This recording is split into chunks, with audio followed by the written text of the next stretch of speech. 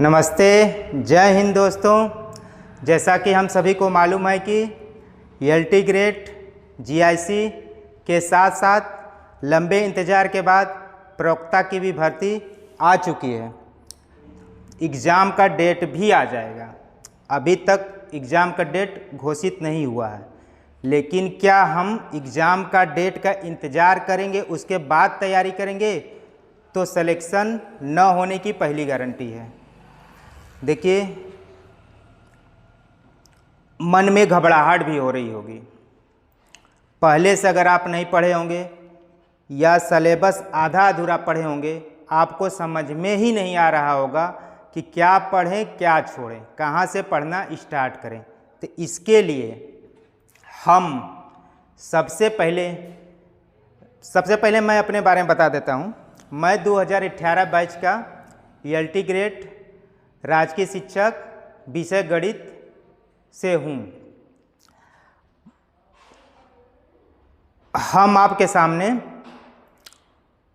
परीक्षा के दौरान क्या क्या दिक्कतें आती हैं, उस दिक्कतों से कैसे पार पाया जा सके और सफलता की एक निश्चित गारंटी प्राप्त कर सके। तो सबसे पहले यही चीज़ आता है दोस्तों कि हमको अचानक से वैकेंसी आता है, पहले से कुछ तैयारी नहीं, तो बड़ा मन में घबराहट होती है और घबराहट कुछ दिन ही बनी रहती है। उसके बाद क्या होता है कि हम लोग नॉर्मल हो जाते हैं।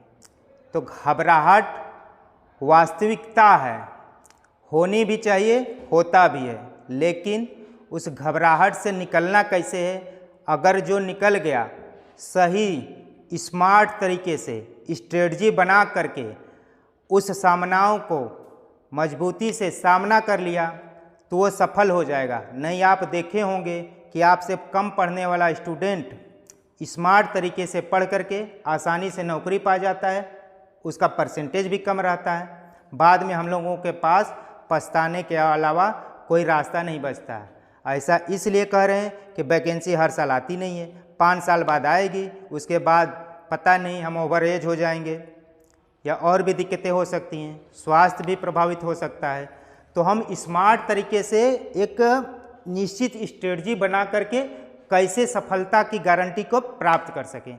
इसके लिए सबसे पहला अगर हम आपको कहें क्या पढ़े क्या छोड़ें, पहले तो आपके मन में आ रहा होगा सिलेबस बहुत बड़ा है, उसमें GS भी है और प्लस सब्जेक्ट भी है। अमूमन यह देखा जाता है कि साइंस बैकग्राउंड वाले कंपटीटर जो होते हैं GS से बड़ा दूर भागते हैं। लेकिन आप अगर PGT GIC की वैकेंसी अगर देने जा रहे हैं तो उसमें ध्यान से देखिएगा 40 क्वेश्चन GS का है और 80 क्वेश्चन सब्जेक्ट का है। कभी कभी स्टूडेंट को लगता होगा कि हमारा सब्जेक्ट बड़ा मजबूत है, इसी में बहुत अच्छा कर लेंगे। ऐसा भी नहीं है। क्वेश्चन का पैटर्न जो UP PSC यानी लोक सेवा आयोग उत्तर प्रदेश का जो पैटर्न होता है एकदम नॉर्मल नहीं होता कि आप आसानी से 80 में लगभग 60 से 70% क्वेश्चन कर लें। पक्का है आप जितना उम्मीद की हैं उतना नहीं करेंगे, थोड़ा सा इसमें आपको करना ही पड़ेगा। हम नहीं कह रहे हैं कि 40 क्वेश्चन है तो आप मैक्सिमम अधिक से अधिक कर लीजिए, लेकिन कम से कम एट लीस्ट 12 से 15 क्वेश्चन आपको करना ही पड़ेगा प्री एग्ज़ाम क्वालिफाई करने के लिए। मेंस का तो अलग पैटर्न है, उसके बारे में हम लोग बाद में बात करेंगे। लेकिन GS वाले पोर्शन में 12 से 15 क्वेश्चन आप करेंगे तो सब्जेक्ट के सहारे आसानी से आप प्री एग्ज़ाम पास कर पाएंगे। अब प्री एग्ज़ाम का कट ऑफ डिपेंड करता है कि आपका सब्जेक्ट क्या है। हम अपने सब्जेक्ट के बारे में बताएं दोस्तों, हमारा मैथमेटिक्स सब्जेक्ट है,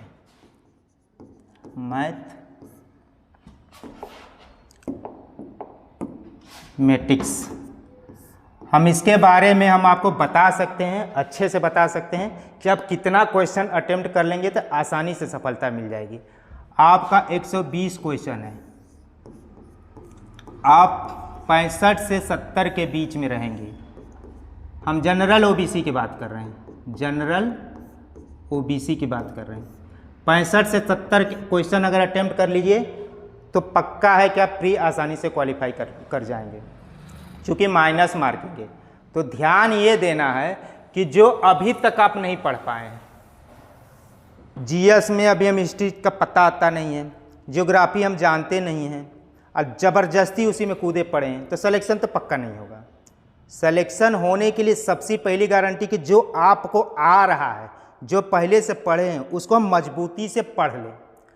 और जीएस में देखिए, जीएस का क्षेत्र थोड़ा बहुत बड़ा है, लेकिन जीएस में भी कुछ स्मार्ट स्ट्रेटजी के तहत आप कुछ अच्छा यानी कि 10, 12 से 15 क्वेश्चन आसानी से कर सकते हैं। आप मैथमेटिक्स से देने जा रहे हैं या साइंस बैकग्राउंड का कोई स्टूडेंट अगर प्रवक्ता का एग्ज़ाम देने जा रहा है, तो उसका मैथमेटिक्स वाला पोर्शन, जो अर्थमेटिक वाला पोर्शन होता है, कहीं ना कहीं थोड़ा सा मेहनत कर लेंगे तो 3 से 4 क्वेश्चन आता है। 3 से 4 क्वेश्चन, 3 क्वेश्चन यहाँ से ले लीजिए, 3 से 4 क्वेश्चन वो कर सकता है। इसमें गलत होने का चांस भी नहीं रहते हैं। क्वेश्चन आ रहा तो 100% सही, नहीं आ रहा है तो 100% गलत। इसमें बीच बिचवा की स्थिति नहीं बनी रहती है। वो बीच बिचवा की स्थिति ही हमको सिलेक्शन से बाहर करता है, क्योंकि यहाँ पे माइनस मार्किंग है। अब देखिए 3 क्वेश्चन यहाँ से आप ले लिए, उसके बाद बात है इन्वायरमेंट, इन्वायरमेंट यानी पर्यावरण, पर्यावरण। देखिए मैथ प्लस रीजनिंग 40 में हम बता रहे हैं, 40 में आपका 3 से 4 क्वेश्चन आता है एग्ज़ाम में। आप 3 क्वेश्चन आप थोड़ा सा मेहनत करके, साइंस बैकग्राउंड वाले स्टूडेंट के लिए हम स्पेशली बात कर रहे हैं, 3 क्वेश्चन आराम से वो कर सकते हैं आराम से। इसको भी आप अर्थमेटिक में कूदेंगे तो बहुत ज़्यादा सिलेबस है। तो आप PYQ जाइए, पिछले साल के जो भी खास तौर से लोक सेवा आयोग को एग्ज़ाम जो हर साल यूपीपीएससी कराता है, उसके जो सीसैट वाले पोर्शन है, सीसैट वाले पोर्शन में मैथ रीजनिंग भी आता है। मैथ रीजनिंग वाले क्वेश्चंस को पूरे बढ़िया से सॉल्व कर लीजिए, समझ लीजिए, थोड़ा घुमा फिरा के उसी कॉन्सेप्ट पे क्वेश्चन बार बार आते हैं।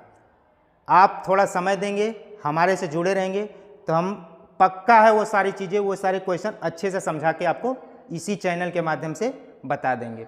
अब चलते हैं हम लोग, इसके बाद हम बात करते हैं पर्यावरण की। देखिए पर्यावरण का सिलेबस बहुत बड़ा नहीं है, अमूमन 250 से 300 क्वेश्चन को समझते हुए अगर कर लेंगे तो इसके भी क्वेश्चन हम लोग बहुत आसानी से कर सकते हैं। इसके क्वेश्चन डायरेक्टली और इनडायरेक्टली, मतलब प्रत्यक्ष या अप्रत्यक्ष रूप से हम कह लीजिए 5 से 6 क्वेश्चन आते हैं, 5 से 6 क्वेश्चन। क्यों ऐसा हम कह रहे हैं? क्योंकि पर्यावरण वाला पोर्शन, साइंस वाला पोर्शन जो बायोलॉजी है उसके अंतर्गत भी आता है, ज्योग्राफी में भी कुछ पोर्शन आ जाते हैं। तो उसको ओवरऑल देखेंगे, अगर पर्यावरण के नाम से जाएंगे तो 5 से 6 क्वेश्चन आते हैं। अगर थोड़ा सा सीरियस होके इसको समझ करके कॉन्सेप्ट बना के करेंगे तो इसमें आप मान लीजिए 3 ही क्वेश्चन कर सकते हैं। और हम आपको गारंटी दे रहे हैं कि ये दोनों पोर्शन इसी चैनल पे हम अच्छे से आपको समझाते हुए कॉन्सेप्चुअल तरीके से बताएंगे, और उम्मीद करेंगे कि आप उसमें से 100 का 100 कर सकते हैं। पर्यावरण तो आज ही हम कुछ न कुछ स्टार्ट कर देंगे, बाकी रेगुलर आपको 30 से 40 क्वेश्चन जीएस वाले पोर्शन से मिलते रहेंगे। अब देखिए बात आती है, अभी इतने से नहीं काम चलेगा, अभी तो यहाँ 6 हुआ, हमको चाहिए कम से कम 12 से 15। उसमें आता है यूपी स्पेशल, यूपी स्पेशल और करेंट अफेयर।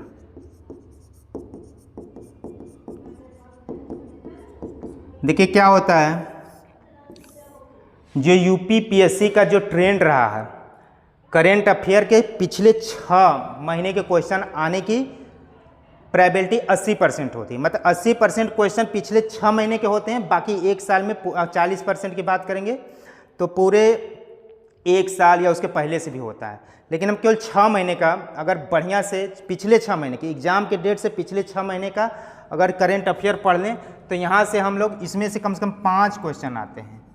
5 क्वेश्चन आते हैं, इसको हम दो ही ले लीजिए, 3 इस यहाँ से ले लीजिए। और देखिए यूपी स्पेशल, आप कहीं कुछ मत पढ़ने जाइए, आप यूथ पब्लिकेशन की, घटना चक्र की कोई सा बुक ले लीजिए, उसके पीवाई की कर लीजिए, थोड़ा सा उसका डिस्क्रिप्शन जो दिया रहता है उसको समझ लीजिए। यहाँ से आप 2 ही क्वेश्चन ले लीजिए, 2 क्वेश्चन आप कर सकते हैं। 3 3 6 3 9 2 11, टोटल 11 हो गया। अब जाते हैं अगर हम उस क्षेत्र में जहाँ हम कभी उसमें कुछ जानते ही नहीं हैं, तो आप जा सकते हैं पॉलिटिक्स की तरफ। पॉलिटिक्स मतलब संविधान, राजनीति, यहाँ से भी आपको 3 से 4 क्वेश्चन आते हैं, 3 से 4 क्वेश्चन।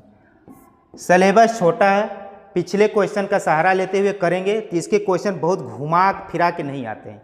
जैसे हिस्ट्री के पता नहीं कब कौन सा क्वेश्चन दे दे, ज्योग्राफी का पता नहीं कब से कौन सा क्वेश्चन दे दे, वैसा नहीं आता। इसके सिंपल क्वेश्चन आता है। अगर थोड़ा बहुत नॉलेज पहले से है तो आप इसमें भी आराम से, इसके तो पूरे क्वेश्चन सही होने के चांस रहते हैं, इसमें 3 का 3 कर सकते हैं।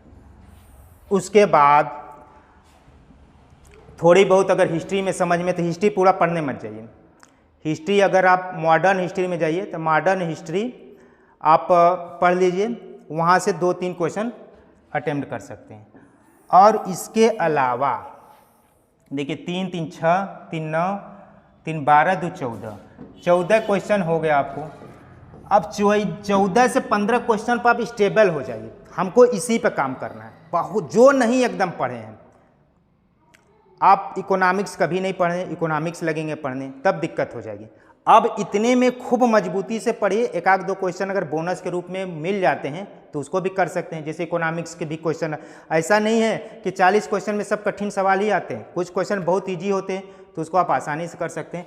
तो स्मार्ट तरीके से एक सफल रणनीति के द्वारा, कुशल रणनीति के द्वारा आप जीएस में 14 से 15 क्वेश्चन कर लेंगे, तब प्री के लिए एकदम हमें लग रहा है कि सब्जेक्ट में आप देने जा रहे हैं तो सब्जेक्ट आपका कमज़ोर नहीं होगा। अगर 14-15 क्वेश्चन यहाँ से अटेम्प्ट कर लेते हैं तो बाकी 80 में 45 से 60 क्वेश्चन यहाँ से कर लीजिए, आपको 75-70 के रेंज में 45 से 60 14 जाएंगे तो मान के चलिए 50-60 मतलब ये 70 65 से 70 के रेंज में जाएंगे। तो साइंस की कोई भी सब्जेक्ट हो, बायोलॉजी हो, मैथमेटिक्स हो, फिजिक्स हो, केमिस्ट्री हो, पक्का है कि प्री एग्ज़ाम आसानी से क्रॉस कर लेंगे। आप SC ST में जाएंगे तो और भी इससे नीचे जा सकते हैं। हम ये जनरल की बात कर रहे हैं, हमारा खुद का अनुभव है, दूसरे के कहने पे मत जाइए, इतना सफिशियंट होता है। 40% पहले क्रॉस कीजिए, जो एक मिनिमम क्राइटेरिया है 40% का। 40 120 का 40% मतलब कि लगभग 48, लगभग के एग्जैक्ट 48 क्वेश्चन। तो प्री में आप जीएस में स्मार्ट तरीके से स्टडी अपनाते हुए प्री आप आसानी से क्रैक कर सकते हैं।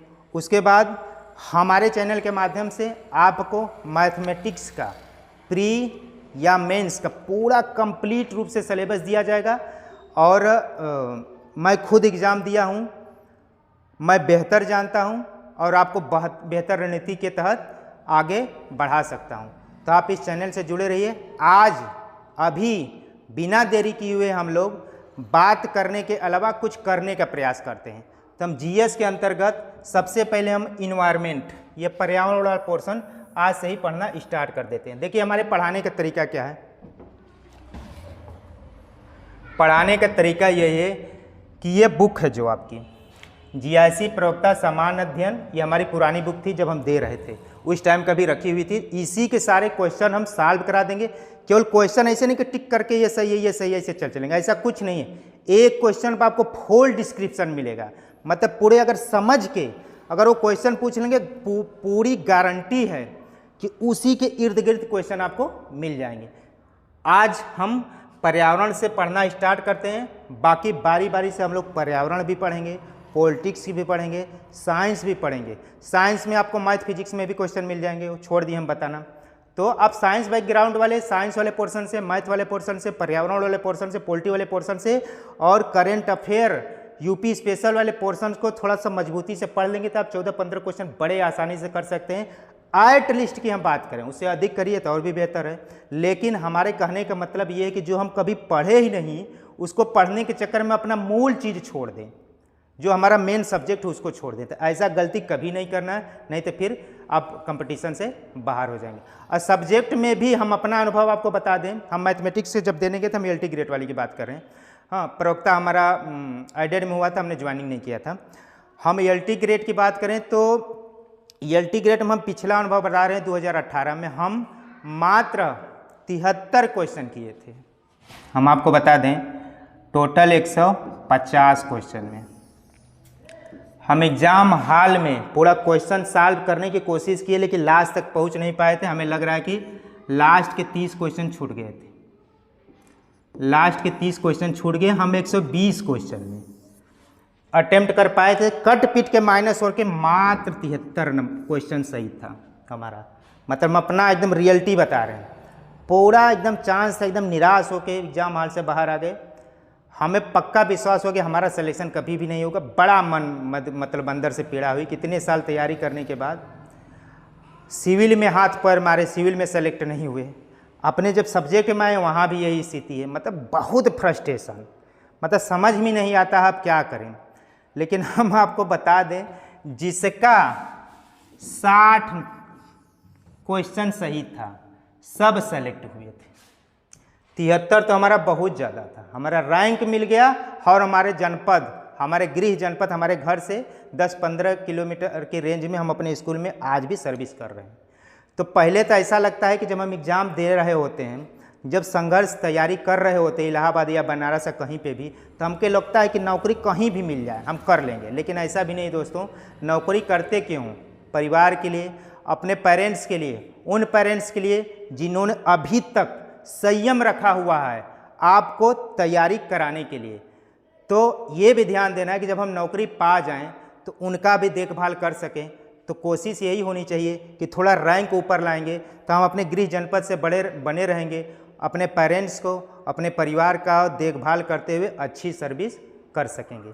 तो आप हम देखें 73 नंबर, मात्र 73 नंबर, ठीक ठाक रैंक था, अपना गृह जनपद मिल गया, आज नौकरी कर रही हैं।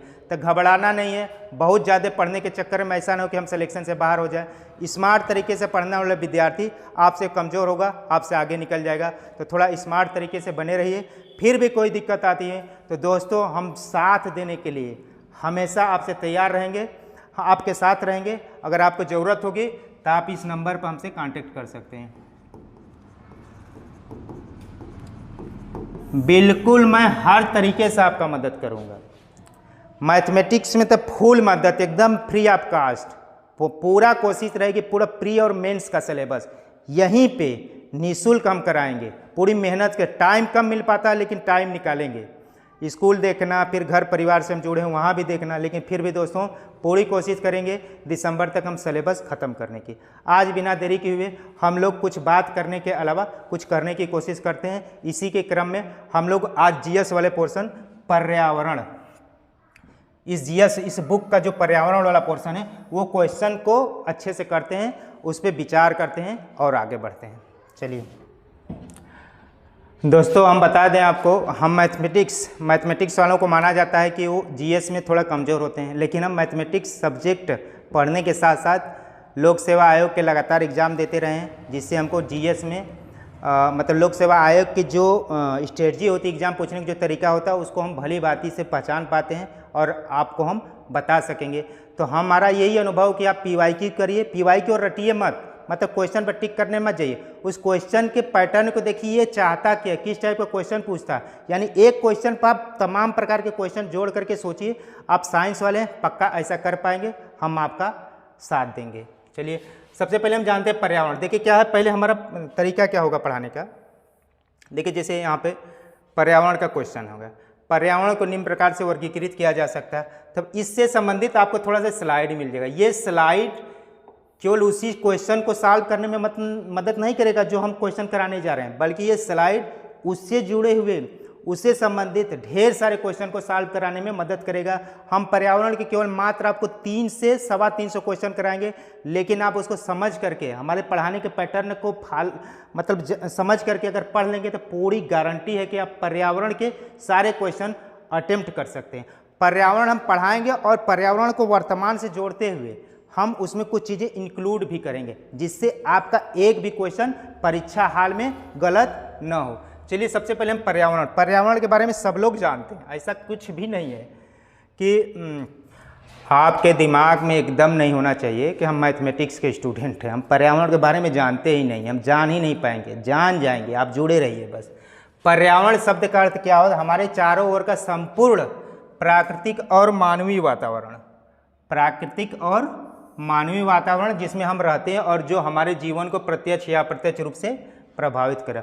पर्यावरण हमारे चारों ओर का आवरण जो हमको घेरे हुए है, उसमें सजीव और निर्जीव के बीच अंतर संबंध स्थापित होते हैं और नए नए मॉड्यूल्स तैयार होते हैं, तो उसी को हम लोग पर्यावरण कहते हैं। पर्यावरण मतलब हमारे चारों ओर का सभी क्षेत्र, उसमें जल मंडल, स्थल मंडल, वायुमंडल, सूर्य का प्रकाश, गैसेज, प्राकृतिक वनस्पतियाँ सब कुछ आ जाएंगे।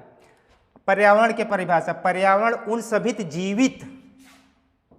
जीवित और निर्जीव घटकों का सम्मिलन है जो किसी जीव के जीवन, विकास और क्रियाकलापों को प्रभावित करते हैं। जीवित में वे सभी जीव, पेड़ पौधे, छोटे मोटे कीड़े पतंगे, अपघटक, वियोजक जिसमें जीव होते हैं उसको जैविक के अंतर्गत कहते हैं। निर्जीव में क्या आएगा? वायु, पानी, प्रकाश, मिट्टी, खनिज इत्यादि। तो हमको जीवित रहने के लिए कहीं न कहीं अजैविक पे भी निर्भर होना पड़ेगा। पौधे को खाना बनाना है, जिंदा रहना है, तो उसके सूर्य का प्रकाश यानी अजैविक चीज़ों से अंतर संबंध बनाना होगा।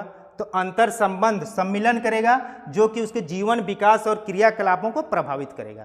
तो जैविक और अजैविक मिलकर के अंतर संबंध बनाएंगे, विकास करेंगे, जीवन यापन करेंगे, उनसे उनके क्रियाकलाप प्रभावित होगा, उसी को हम लोग पर्यावरण कहते हैं। अब आगे पढ़ेंगे पर्यावरण के घटक। देखिए पर्यावरण के 2 प्रमुख घटक हैं। जैविक घटक हम अभी बताए हैं, जैविक घटक जिसमें जीव हो, बस बात खत्म। अब ये मत पढ़ने दीजिए कि मनुष्य, जानवर, पेड़ पौधे, जीवाणु आदि, बस इतना दिमाग में रखिए, जिसमें जीव हो उसको जैविक घटक कहते हैं। मनुष्य में जीव है, जानवर में जीव है, पेड़ पौधे, जीवाणु, जितना छोटा से छोटा जीव भी हो सकता है, बड़ा से बड़ा जीव, व्हेल, मछली, हाथी तक भी हो सकती है। अजैविक घटक में क्या आएगा? वायु, जल, मृदा, तापमान, सूर्य का प्रकाश आदि, जिसमें जीव न हो उसको अजैविक घटक कहते हैं। कई बार छोटे मोटे एग्जाम में ये सब पूछे जाते हैं। ये देखिए देखने में छोटे हैं, लेकिन कथन कारण में इसे घुमा फिरा के पूछ देगा, आपको गलत कर देंगे। तो बहुत बड़े क्वेश्चन नहीं पूछे जाते हैं। यूपीएससी के एग्जाम, लोक सेवा आयोग का एग्जाम, छोटे छोटे कॉन्सेप्चुअल क्वेश्चन पूछे जाते हैं। तो आप इसको हर क्वेश्चन में आप समझ विकसित करिए, क्वेश्चन अटेम्प्ट कर पाएंगे। अब पर्यावरण के प्रकार, प्राकृतिक पर्यावरण होता है, कृत्रिम पर्यावरण होता है, जैविक पर्यावरण होता है, अजैविक पर्यावरण होता है, सांस्कृतिक पर्यावरण होता है। प्राकृतिक पर्यावरण में प्रकृति द्वारा निर्मित जैसे पहाड़, नदियाँ, वन, महासागर आएंगे, सब प्राकृतिक पर्यावरण में आएंगे। कृत्रिम पर्यावरण जो मानव बताता है, जैसे खेती करता है, खेती का एक इन्वायरमेंट तैयार करता है, जहाँ धान की खेती होती है, कहीं पे सूरजमुखी की खेती हो रही, कहीं पर मक्का की खेती होती है, तो उसी के पर्यावरण अनुकूल है, तो उसको कहते हैं कृत्रिम पर्यावरण। जैविक पर्यावरण में जीवित प्राणी आते हैं, पेड़ पौधे आते हैं, सूक्ष्म जीव आते हैं। अजैविक पर्यावरण में हवा, पानी, धूप, मिट्टी, तापमान आती है। सांस्कृतिक पर्यावरण में क्या होते हैं? परंपरा, भाषा, धर्म और रीति रिवाज। हम अपनी भाषा, जाति, धर्म, अपना त्यौहार मनाते हैं, एक दूसरे को सपोर्ट करते हैं, एक दूसरे का भाईचारा का भाव लाते हैं, एक सांस्कृतिक माहौल पैदा करते हैं। किसके द्वारा? परंपरा के द्वारा, भाषा के द्वारा, धर्म के द्वारा, रीति रिवाज के द्वारा।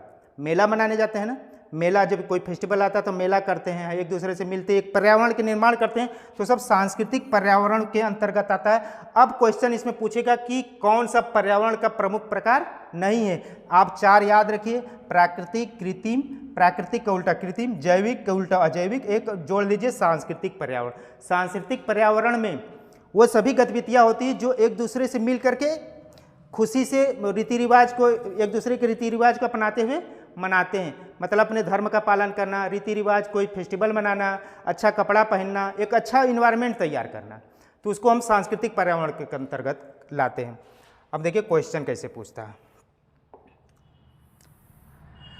सामान्यतः पर्यावरण को निम्न प्रकार से वर्गीकृत किया जा सकता है। इस क्वेश्चन यहाँ लिखा नहीं है, लेकिन आपका लोक सेवा आयोग के एग्जाम में पूछा गया है।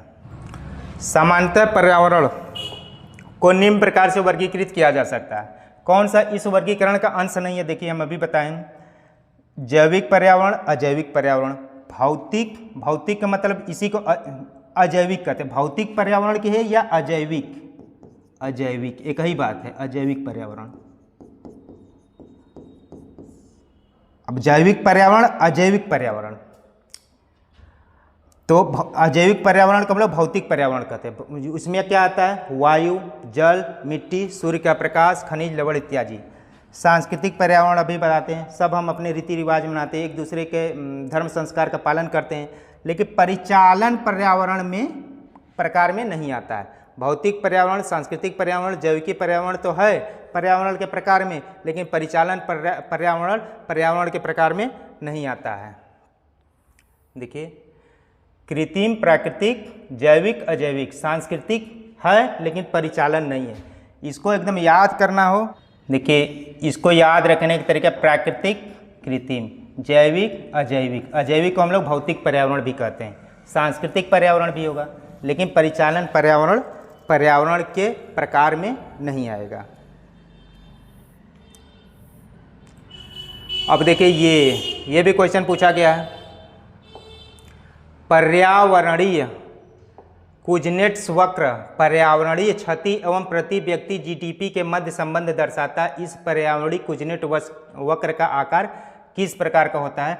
तो उल्टा यू आकार का होता है। इसको चलिए हम लोग समझते हैं। देखिए क्या होता है, किसी देश की अर्थव्यवस्था मतलब जीडीपी, जैसे जैसे शुरुआत में जो गरीब देश होते हैं ना, केवल आगे बढ़ने का प्रयास करते हैं, मतलब अपने विकास की श्रेणी में आगे बढ़ते बिना परवाह किए कि पर्यावरण पर उसका क्या प्रभाव पड़ेगा। तो शुरुआत में क्या होता है, विकास होता है, लेकिन पर्यावरण की क्षति होती है, पर्यावरण का नुकसान होता है। शुरुआत में जब गरीब देश होते हैं, खास तौर से साउथ अफ्रीका देश जो होते हैं, काफ़ी गरीब देश होते हैं, विकास की श्रेणी में हम धीरे धीरे आगे बढ़ रहे हैं पर्यावरण के बिना परवाह किए। तो इस समय क्या होता है, जीडीपी, विकास करना मतलब जीडीपी का बढ़ना। किसी देश की जीडीपी मतलब उसकी आय, ग्रास डोमेस्टिक उत्पाद होता है। ये विकास मतलब जीडीपी उस देश की आय, जब आय बढ़ रही होती है शुरुआत में तो पर्यावरण पर ध्यान नहीं देता है, नहीं पर्यावरण का नुकसान होता है। लेकिन कुछ समय बाद जब उसका विकसित हो जाता है तो उसको ध्यान में आता है कि यार ये तो हम विकसित होने के चक्कर में बहुत सारे प्राकृतिक संसाधन, वन को काट लिए, पत्थर को ख़त्म कर दिए, पहाड़ों को ख़त्म कर दिए, तब पर्यावरण जैसी समस्याएं पैदा होने लगी कि जीडीपी बढ़ते गया, तब वो ध्यान देने लगता है कि यार इस पर भी काम करना है। तो कुछ समय के बाद विकास करते के दौरान पर्यावरण नुकसान जो होती कम होने लगता है, चूँकि अब इस पर भी ध्यान देने लगता है। ठीक, तो इसके विकास और पर्यावरण के नुकसान के बीच एक ग्राफ बनाए तो उल्टा यू आकार का होता। चलिए इसको हम लोग समझते हैं ग्राफ के माध्यम से।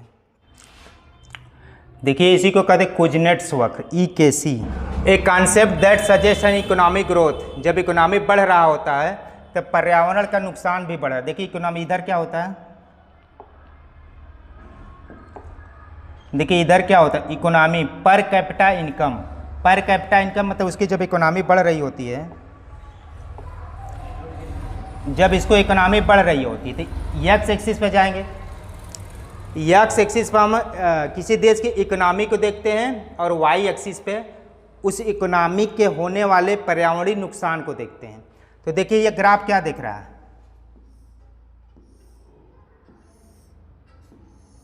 देखिए यहाँ से यहाँ तक गया, मतलब पर कैपिटा इनकम यहाँ बढ़ रहा है, तो देख रहे हैं ये भी ऊपर चढ़ रहा है, मतलब पॉल्यूशन लेवल भी ऊपर चढ़ रहा है। ठीक, मतलब जैसे जैसे पर कैपिटा इनकम बढ़ रहा है, मतलब देश विकास कर रहा होता है, तो उसका प्रदूषण का ग्राफ, उस देश में प्रदूषण की मात्रा भी बढ़ रही है। देखिए लगातार प्रदूषण वाला पिलर ऊपर चढ़ता जा रहा है, लगातार ऊपर चढ़ता जा रहा है, ये भी लगातार आगे बढ़ रहा है। तो पर कैपिटा इनकम बढ़ रहा है, मतलब देश की जीडीपी बढ़ रही है, तो उसमें पॉल्यूशन पर वो ध्यान नहीं देता, पर्यावरण प्रदूषण भी बढ़ता है। लेकिन राइजिंग द इनकम, यहाँ राइजिंग इनकम करते करते एक समय बाद यहाँ पे मैक्सिमम लेवल पहुँच जाता है कि पर्यावरण बहुत ज़्यादा, यहाँ तक आते आते पर्यावरण बहुत ज़्यादा उद्देश्य में पर्यावरण हो चुका होता है, लेकिन तब तक वो सचेत हो जाता है कि कहीं विकास करने के चक्कर में कहीं अपनी ज़िंदगी न खो दें, तो पर्यावरण पर ध्यान देने लगता है। यानी पर्यावरण को बचाने के लिए, पर्यावरण प्रदूषण से बचाने के लिए उसमें भी निवेश करने लगता है, पूंजी करने लगता है।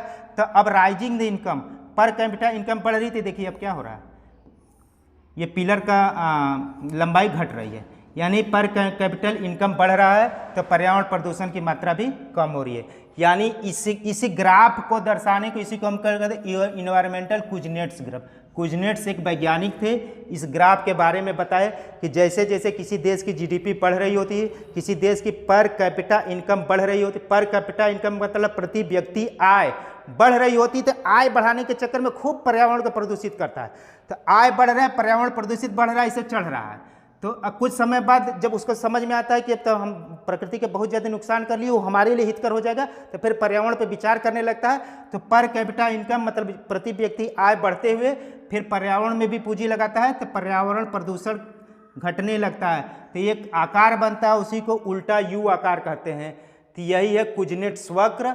ये एक आर्थिक अवधारणा है जो यह दर्शाती है कि आर्थिक विकास के शुरुआती चरण में पर्यावरण प्रदूषण बढ़ता है, लेकिन एक निश्चित स्तर के बाद अर्थव्यवस्था और विकसित होती तो पर्यावरण प्रदूषण घटने लगता है। ईकेसी ग्राफ कैसा होता है? ईकेसी मतलब इन्वायरमेंटल कुजनेट्स कर्व, यह उल्टे यू आकार का हो। देखिए यू ऐसे होता है, यू का उल्टा ये है। तो ये क्वेश्चन समझ में आ गया होगा। पर्यावरण कुजनेट्स वक्र पर्यावरणीय क्षति, पर्यावरण कुजनेट्स वक्र पर्यावरणीय क्षति एवं प्रति व्यक्ति जीडीपी के मध्य संबंध दर्शाता है। इस पर्यावरणीय कुजनेट्स वक्र का आकार किस प्रकार का होता है? उल्टा यू आकार का होता है, जैसा कि हम अभी समझ लिए। अब आगे देखते हैं। देखिए वही चीज़ लिखा है, एक आर्थिक अवधारणा है जो यह दर्शाती है कि आर्थिक विकास के शुरुआती चरणों में पर्यावरणीय प्रदूषण बढ़ता है, लेकिन एक निश्चित अरसा के बाद जब अर्थव्यवस्था और विकसित होती है तो पर्यावरणीय प्रदूषण घटने लगता है। ईकेसी का ग्राफ मतलब इन्वायरमेंटल कुजनेट्स कर्व। कुजनेट्स मतलब एक वैज्ञानिक जो इस ग्राफ के बारे में बताए, यह उल्टे यू आकार का होता है। क्वेश्चन पूछा गया है, आगे भी पूछने का चांस है, तो इस क्वेश्चन में घबराना एकदम नहीं है, खास तौर से साइंस वाले स्टूडेंट के लिए। अब आगे हम बढ़ते हैं। मानव गतिविधियों से परिवर्तित पर्यावरण क्या कहलाता है? मानव गतिविधियों से परिवर्तित पर्यावरण कहलाता है एंथ्रोपोजेनिक पर्यावरण। देखिए क्या होता है, मानव गतिविधियों, वन काटता है, पहाड़ गिराता है, सड़क बनाता है, तो मानव गतिविधि करता है तो कहीं ना कहीं पर्यावरण को प्रदूषित करता है। देखिए पर्यावरण प्रदूषित दो प्रकार से होता है, एक प्राकृतिक तरीके से, एक मानव द्वारा, मानव निर्मित। प्राकृतिक तरीके से भूकंप आ गया, बाढ़ आ गया, तो पर्यावरणीय नुकसान हुआ तो दूसरी बात होगी। लेकिन अब मानव गतिविधियों से अगर पर्यावरण परिवर्तित होता तो उसको कहते हैं एंथ्रोपोजेनिक पर्यावरण। ठीक, इसको देखते हैं थोड़ा सा इसका। एंथ्रोपोजेनिक प्रदूषण क्या है? वह प्रदूषण मानव गतिविधियों के कारण होता है। इसके मुख्य स्रोतों में क्या होता है? उद्योग, वाहन, रासायनिक उर्वरक, प्लास्टिक और कोयला आदि। उद्योग निर्माण कर रहा है तो पर्यावरण को प्रदूषित करेगा। खेतों में खूब जिंक डालेगा, यूरिया, नाइट्रोजन डालेगा तो रासायनिक उर्वरक से पर्यावरण को प्रदूषित करेगा। पर्यावरण प्रदूषण मतलब जल प्रदूषण, वायु प्रदूषण, सब कुछ आ जाएंगे। हाँ, प्लास्टिक यूज कर रहा है, रिसाइकलिंग नहीं होता, कोयला, सब आते हैं मानव जनित में। प्रभाव क्या है? इसके प्रभाव से जलवायु परिवर्तन हो रहा है, अम्ल वर्षा होता है, जैव विविधता में कमी आती है, स्वास्थ्य समस्याएं और ओजोन क्षरण शामिल है। मानव जनित पर्यावरण प्रदूषण से ओजोन क्षरण होता है। ओजोन क्षरण कैसे होता है, इसका क्या प्रभाव है, आगे हम पढ़ेंगे। निवारण क्या है? हरित ऊर्जा का उपयोग करिए। हरित ऊर्जा का मतलब कोयले आधारित ऊर्जा का नहीं, हम सोलर सेल लगाएं, हाइड्रो पावर इलेक्ट्रिक का यूज करें, पंचक्की से उत्पन्न बिजली का उपयोग करें, तो उसको हम कहते हैं हरित ऊर्जा। हरित ऊर्जा का मतलब कोई हरा नहीं, हरित ऊर्जा का मतलब ऐसी ऊर्जा पैदा करने का संसाधन जो हमें पर्यावरण को नुकसान न पहुंचाए। उसमें से क्या आता है? हाइड्रो पावर द्वारा एनर्जी, विंड पावर द्वारा एनर्जी, सोलर एनर्जी इत्यादि। प्रदूषण पर नियंत्रण रखें।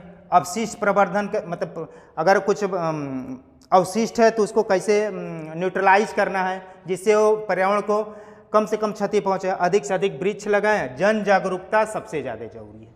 गांव वालों को, चूँकि इनको प्रदूषण, चूँकि गांव में थोड़ा इन्वायरमेंट ठीक ठाक होता है तो उनको प्रदूषण को उतना ज्ञान नहीं होता, जहाँ मन करे वहाँ कूड़ा कचरा डालते रहते हैं। शहर क्यों साफ रहते? क्योंकि उनको ज़रूरत है, उनको नुकसान हो रहा है उससे। तो यही जागरूकता अगर आज गांव वालों को हो जाए तब भविष्य उनका सुरक्षित रहेगा। इसी को कहते हैं सतत विकास। अब देखिए, जैविक एवं अजैविक संगठकों के मध्य बिचौलिया का कार्य कौन करता है? देखिए, 2 क्वेश्चन पूछता है, मतलब कहीं कहीं इसमें उत्पादक भी क्वेश्चन आंसर हो सकता है, परजीवी भी हो सकता है। ठीक, उत्पादक कैसे होगा, परजीवी का होगा। हालांकि जो एग्जाम में आपको, जो उत्तर प्रदेश लोक सेवा आयोग के एग्जाम में जो आंसर है उसका उत्पादक है, लेकिन मैक्सिमम जगह हम वियोजक भी देखते हैं। वियोजक मतलब अपघटक कहते हैं।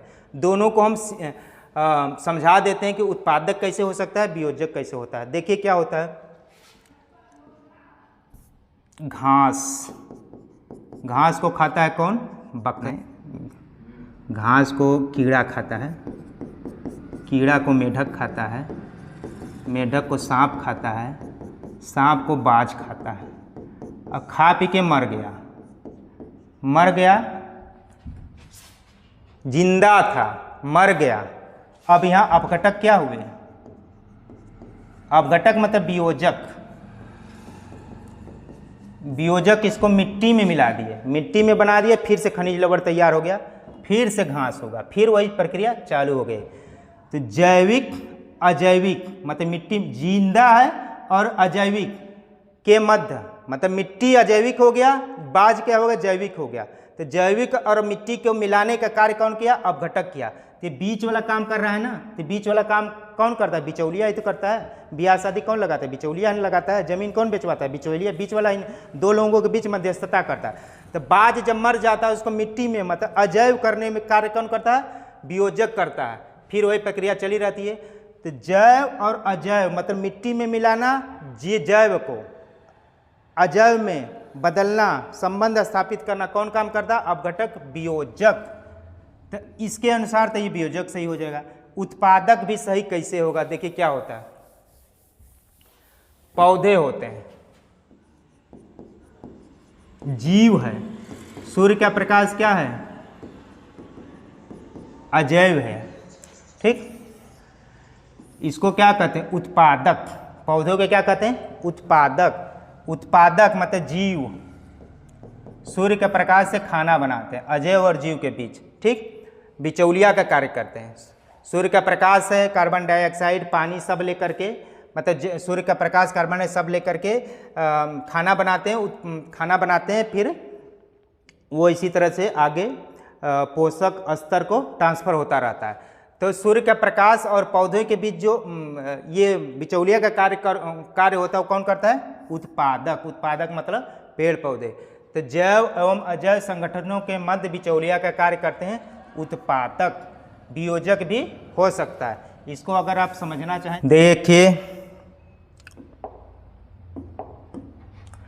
उत्पादक, उत्पादक कैसे बिचौलिया के रूप में कार्य करे? उत्पादक जैसे मान लीजिए पौधे, शैवाल आदि, ये अजैविक घटकों, अजैविक घटकों मतलब सूर्य का प्रकाश, जल, CO2, खनिज का उपयोग करके भोजन बनाते हैं। उत्पादक भोजन फिर उपभोक्ता को जाता है। भोजन किसको जाता है? कंज्यूमर को जाता है। इसलिए उत्पादक को बिचौलिया कहा जाता है, क्योंकि अजैविक को जैविक में बदलता है, अजैविक को जैविक में बदलता है।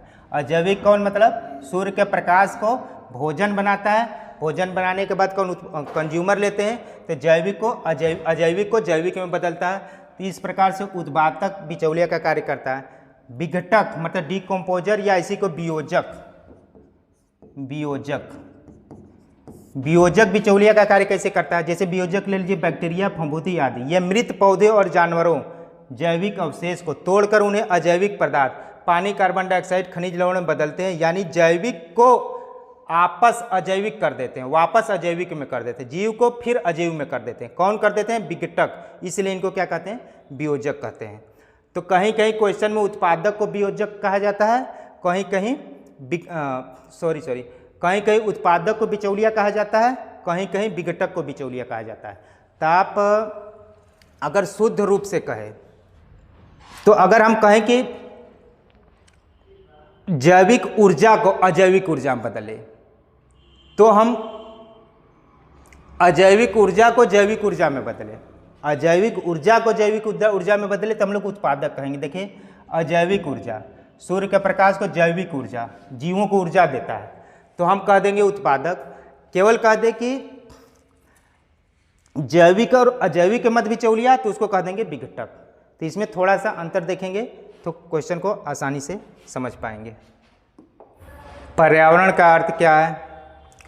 मानवीय परिवेश, प्राकृतिक परिवेश। गलत है, केवल मानवीय परिवेश केवल प्राकृतिक परिवेश नहीं होगा। जल, वायु, भूमि, वनस्पति एवं प्राणियों के मध्य अंतर संबंध, सब कुछ, जलमंडल, वायुमंडल, स्थल मंडल, वनस्पतियों और प्राणियों के बीच अंतर संबंध होगा, तब जाकर पर्यावरण बनेगा। केवल मानवीय परिवेश, केवल प्राकृतिक परिवेश करेंगे, गलत हो जाएगा। तो ऑप्शन नंबर सी,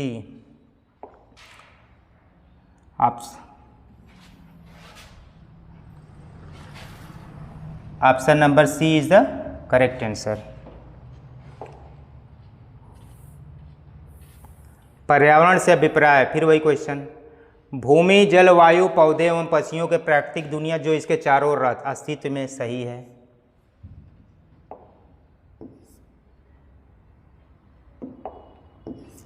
उन संपूर्ण दशाओं का योग जो व्यक्ति को एक समय बिंदु पर घेरे हुए होती है, सही है।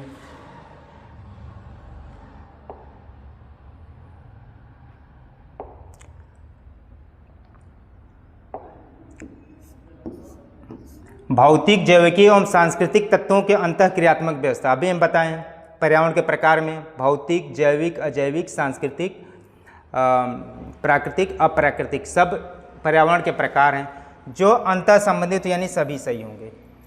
पहले हम पर्यावरण की डिफिनीशन अच्छे से पढ़ चुके थे। इस क्वेश्चन को करने में कोई दिक्कत नहीं होनी चाहिए।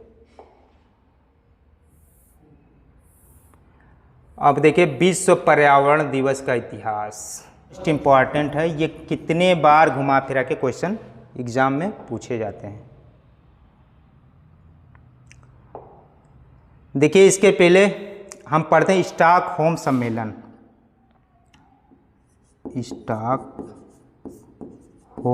स्टॉकहोम एक जगह है, शहर है स्वीडन का।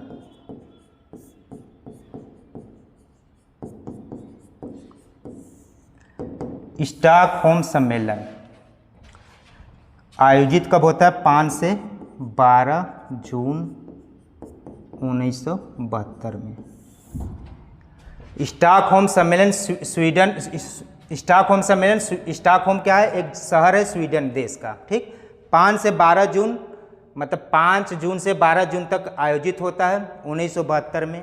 इसमें सभी देशों के पर्यावरणविद और राष्ट्राध्यक्ष इकट्ठा होते हैं। सबसे पहले यहीं पे कल्पना की जाती है कि हमको पृथ्वी की रक्षा कैसे करना है, मतलब पर्यावरण संरक्षण और सतत विकास के लिए यहाँ पर सबसे पहली बार बात किया जाता है।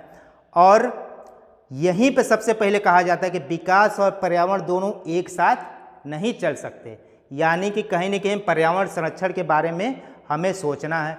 तो इसमें कुछ महत्वपूर्ण निर्णय लिए जाते हैं। सबसे पहला निर्णय तो यही होता है कि हम लोग हर साल 5 जून को विश्व पर्यावरण दिवस मनाएंगे।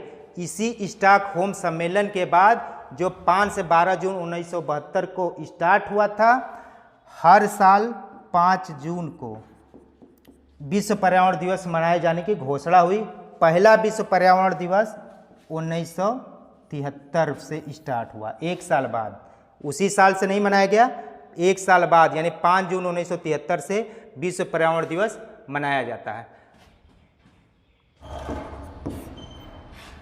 उद्देश्य क्या रहता है? पर्यावरण संरक्षण के लिए वैश्विक जागरूकता प्रक्रिया। हर वर्ष थीम आधारित आयोजन, हर वर्ष एक थीम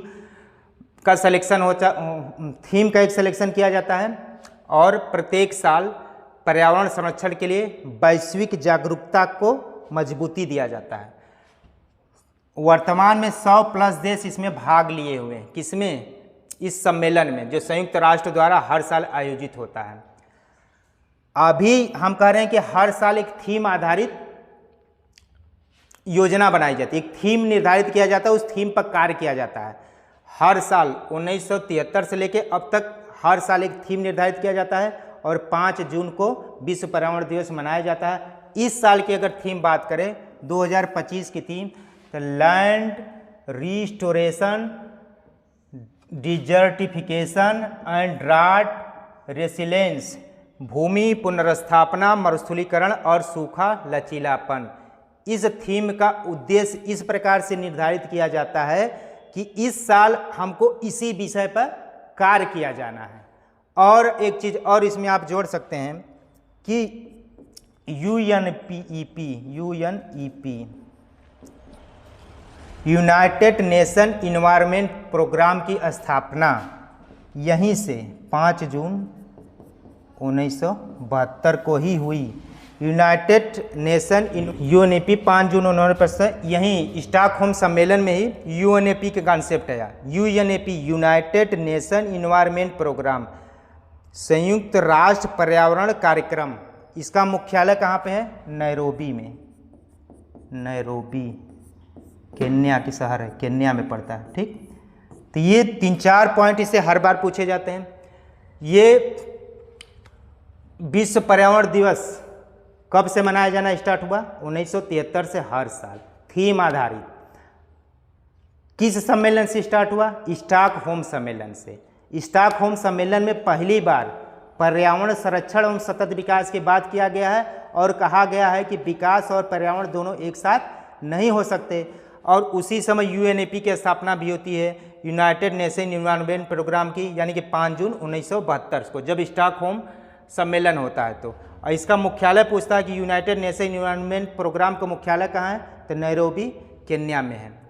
और इसके बारे में और क्या होता है, इसी को 1972 के अब आगे हम लोग पढ़ेंगे। इसके बाद पृथ्वी सम्मेलन होता है, एजेंडा 21 तय किया जाता है। तो आगे हम जब स्लाइड आएगा तब पढ़ेंगे। इसी के 20 साल बाद 1992 में रियो डी जेनेरियो में प्रथम पृथ्वी सम्मेलन होता है, जो पर्यावरण और पृथ्वी को बचाने के लिए किया जाता है। और आगे अभी तक वो निरंतर जारी है, इसको हम आगे पढ़ेंगे। देखिए थीम, इस साल का हम थीम इसमें इंक्लूड कर दिए हैं, चूँकि केवल आप किताब पर जाएंगे तो किताब में पुराना डाटा दिया हुआ है। हाँ, तो हम थोड़ा सा अपने तरह से ऐड कर दिए हैं। केवल यही पूछ लेता है एग्जाम में, इस साल विश्व पर्यावरण दिवस की थीम क्या है? तो थीम याद रखिए, पूछा जाता है, आगे भी पूछा जाएगा। देखिए विश्व पर्यावरण दिवस मनाया जाता है कब? 5 जून को। कब मनाया जाना स्टार्ट किया गया? 1973 से हर साल मनाया जा रहा है, इस बार भी मनाया गया। विश्व पर्यावरण दिवस 5 जून को।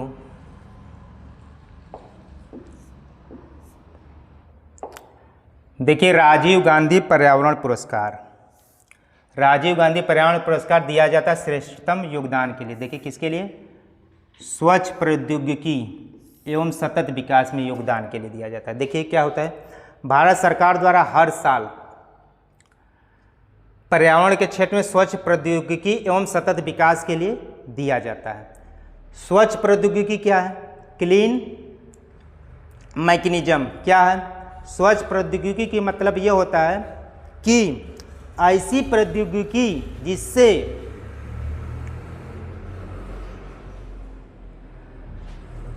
स्वच्छ प्रौद्योगिकी का मतलब होता है ऐसी प्रौद्योगिकी जिससे पर्यावरण का कम से कम नुकसान हो, पर्यावरण प्रदूषण कम हो, सतत विकास हो, उसी को कहते हैं क्लीन मैकेनिज्म, क्लीन टेक्नोलॉजी, मतलब स्वच्छ प्रौद्योगिकी।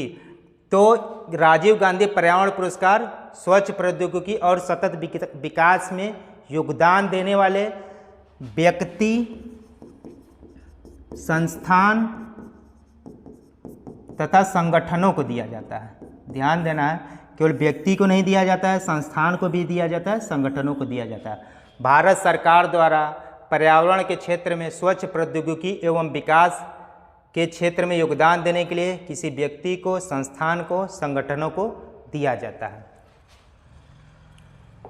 स्वच्छ प्रौद्योगिकी मतलब ऐसी प्रौद्योगिकी जिससे पर्यावरण को कम से कम क्षति पहुंचे।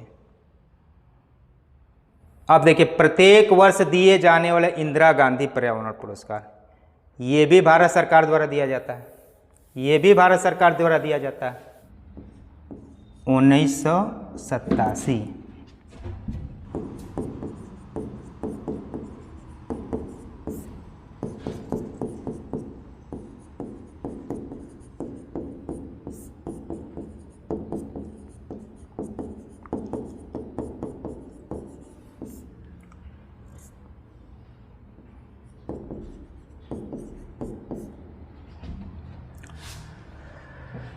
देखिए ये भी इंदिरा गांधी पर्यावरण पुरस्कार भी भारत सरकार द्वारा दिया जाता है। ये 1987 से इसकी शुरुआत हुई है। पर्यावरण एवं वन मंत्रालय द्वारा दिया जाता है। ये किसके लिए दिया जाता है? पर्यावरण के संरक्षण में समस्त योगदान के लिए। पहला वाला क्या किए थे? पर्यावरण के संरक्षण में क्लीन मैकेनिज्म के लिए, स्वच्छ युक्ति के लिए दिया गया था राजीव गांधी पुरस्कार। लेकिन पर्यावरण के संरक्षण में सार्थक योगदान देने के लिए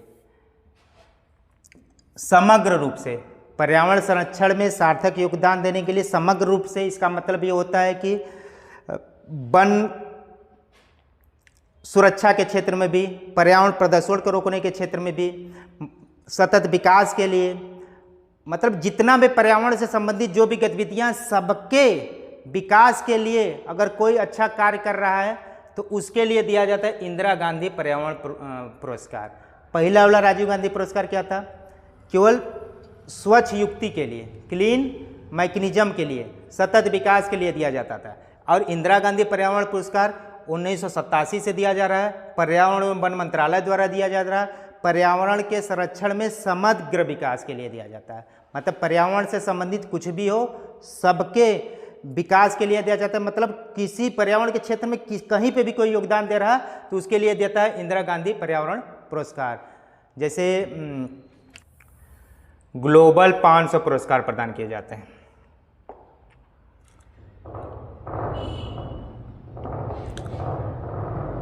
पर्यावरण प्रतीक्षा के लिए ध्यान दीजिए, ग्लोबल 500 पुरस्कार।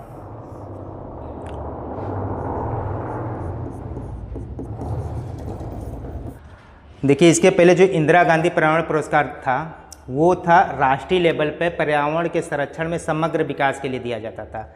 ये जो है ग्लोबल 500 जो है अंतर्राष्ट्रीय लेवल का पुरस्कार है जो पर्यावरण के संरक्षण में अंतर्राष्ट्रीय स्तर पर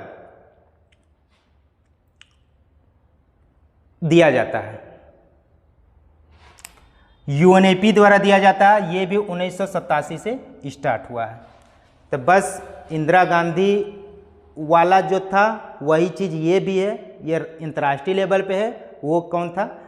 राष्ट्रीय लेवल पे था। वहाँ भी पर्यावरण संरक्षण के समग्र उत्थान के लिए था, यहाँ भी पर्यावरण संरक्षण के समग्र उत्थान के लिए ही दिया जाता है।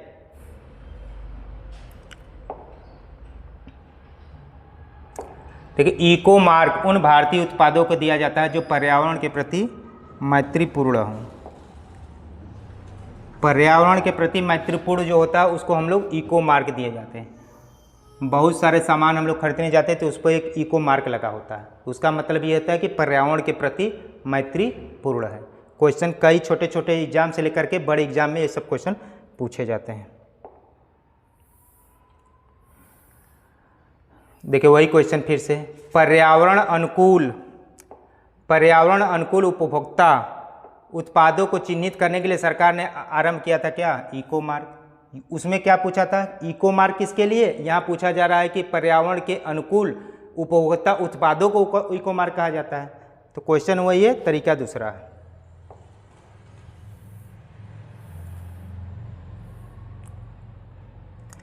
देखिए कथन कारण वाला सवाल है। कथन कार्य है कि प्राकृतिक पर्यावरण स्वच्छ होता है। सही बात, स्वच्छ होता है। मानव क्रियाएं पर्यावरणीय प्रदूषण का कारण है। ये भी सही है, ये भी सही, ये भी सही है, लेकिन ये वाला इसकी व्याख्या नहीं कर रहा है। ए सही है, परंतु ए एवं आर दोनों सही है, लेकिन आर ए की सही व्याख्या नहीं कर रहा है। प्राकृतिक पर्यावरण स्वच्छ होता है, मानव क्रियाएं पर्यावरणीय प्रदूषण का कारण है, इससे कोई संबंध ही नहीं है, लेकिन सही दोनों है। देखिए विश्व पर्यावरण सुविधा GEF ग्लोबल इन्वायरमेंट फैसिलिटी का आरंभ कब हुआ था? 1991 में। कैसे हुआ था इसको पीछे के स्लाइड में हम लोग पढ़ते हैं। देखिए GEF का संक्षिप्त इतिहास इस प्रकार है। स्थापना कब हुई थी? 1991 विश्व बैंक की पहल पर। ध्यान दीजिए, हम शुरुआत में ही बताएं हर क्वेश्चन इंपॉर्टेंट है, केवल वही क्वेश्चन इंपॉर्टेंट नहीं है, उससे जुड़े हुए सारे पॉइंट्स भी इंपॉर्टेंट है। स्थापना 1991 में हुई थी किसका? GEF का। किसकी पहल पर? विश्व बैंक की पहल पर। उद्देश्य क्या था? विकासशील देशों को पर्यावरण संरक्षण के लिए आर्थिक सहायता प्रदान करना। विकासशील देशों में हम लोग भी आते हैं।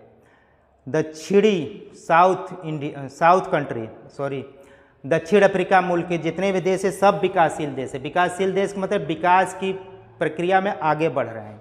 तो विकासशील देशों को पर्यावरण संरक्षण के लिए आर्थिक सहायता प्रदान करना इसका मुख्य उद्देश्य है। ये एक स्वतंत्र संस्था है। 1994 में ये एक स्वतंत्र संस्था बन गई। पहले स्वतंत्र नहीं था, किसी के सहारे चल रहा था, लेकिन ये 1994 में ये खुद मतलब ऑटोनॉमस होगी, मतलब स्वतंत्र संस्था बन गई। मुख्य भागीदार कौन कौन से हैं? विश्व बैंक, UNDP और UNEP। UNEP में अभी पढ़ाए हैं, यूनाइटेड नेशन इन्वायरमेंट प्रोग्राम। इसकी स्थापना 1972 में हुई थी। इसका मुख्यालय नैरोबी केन्या में है। यूनाइटेड नेशनल डेवलपमेंट प्रोग्राम हम लोग आगे पढ़ेंगे। कार्य क्षेत्र क्या है? जलवायु परिवर्तन, जैव विविधता, भूमि क्षरण, जल और अपशिष्ट का प्रबंधन करना। GEF विकासशील देशों को पर्यावरण संरक्षण के लिए विकसित देशों का द्वारा दिया गया अनुदान है, आर्थिक सहायता है। आगे देखते हैं, पर्यावरण अपकर्ष क्या है? पर्यावरणीय गुणों का पूर्ण रूप से निम्नीकरण, मानवीय क्रियाकलापों से विपरीत परिवर्तन लाना, पारिस्थितिकी विभिन्नता के परिणाम स्वरूप पारिस्थितिकी असंतुलन, उपयुक्त सभी। चलिए इसका हम लोग थोड़ा सा ये देख लेते हैं।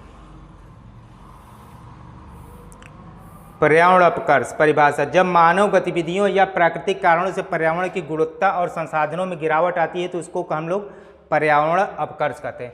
देखिए, मानव गतिविधि हो या प्राकृतिक कारण हो, पर्यावरण की गुणवत्ता में कमी आती है तो हम लोग कहते हैं पर्यावरण अपकर्ष है। मानव गतिविधियाँ क्या है? पेड़ काटना, सड़क बनाना, पुल बनाना मानव गतिविधियों के अंतर्गत आता है। ज्वालामुखी आ गया, बाढ़ आ गया, भूकंप आ गया तो प्राकृतिक गतिविधियों के अंतर्गत आता है। ये दोनों ही पर्यावरण को क्षति पहुंचाते हैं, इसी को लिए इसको हम कहते हैं पर्यावरण अपकर्ष। मुख्य कारण क्या है? वनों की कटाई, प्रदूषण, अत्यधिक खनन, उद्योग, शहरीकरण, जनसंख्या वृद्धि इत्यादि, ये मानव गतिविधियाँ हैं। इसके परिणाम क्या होंगे? जलवायु परिवर्तन, जैव विविधता की हानि, आपदाएं, मिट्टी और जल की गुणवत्ता में गिरावट इत्यादि। अब इसका आंसर भी देख लीजिए। पर्यावरणीय गुणों का पूर्ण रूप से निम्नीकरण, मानवीय क्रियाकलापों से विपरीत परिवर्तन लाना, पारिस्थितिकी विभिन्नता के परिणाम स्वरूप पारिस्थितिकी। पर्यावरण अपकर्ष क्या है? मानव गतिविधियों या प्राकृतिक गतिविधियों द्वारा पर्यावरण को क्षति पहुंचाना पर्यावरण अपकर्ष कहलाता है। ठीक, मानव गतिविधियों में क्या आता है? वनों की कटाई, उद्योग, कारखाना, सड़क बनाना, पुल बनाना इत्यादि।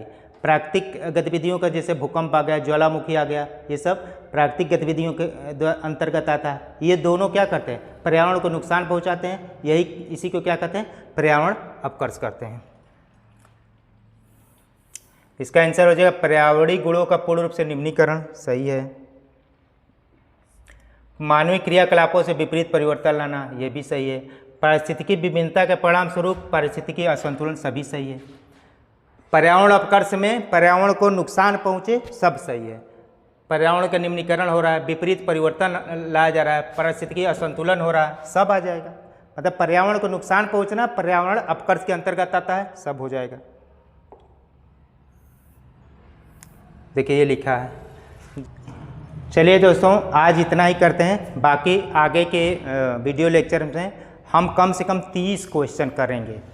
अभी थोड़ा रुकिए, थोड़ा सा अभी टाइम कम मिल पा रहा है, स्कूल का लोड रहता है। बाकी आने वाले समय में हम लोग 50 से 100 क्वेश्चन भी ज़रूरत पड़ेगा तो एक दिन में करेंगे। धन्यवाद। थोड़ा वीडियो अच्छा लगे तो उसको शेयर कर लीजिएगा, सब्सक्राइब कर लीजिएगा, ताकि आगे जैसे ही हम वीडियो अपलोड करें आपको तुरंत उसका नोटिफिकेशन मिल जाए।